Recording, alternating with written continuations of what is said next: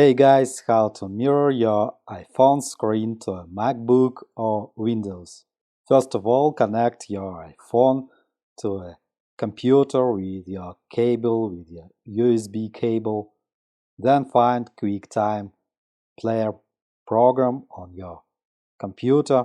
If you haven't this program, for example, if you use a Windows laptop or computer, then go to Support Apple.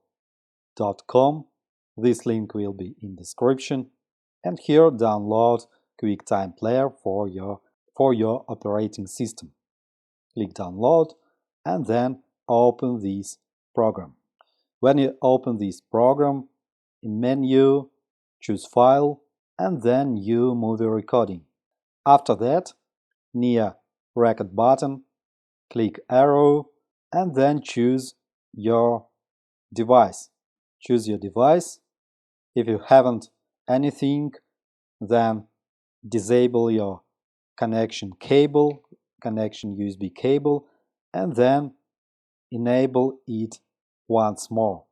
After that, your phone will be connect automatically and you mirror your iPhone, or you can choose it manually. After that, you can use your iPhone in computer. It will be repeat and you can record the screen. If you want, for this, press record button.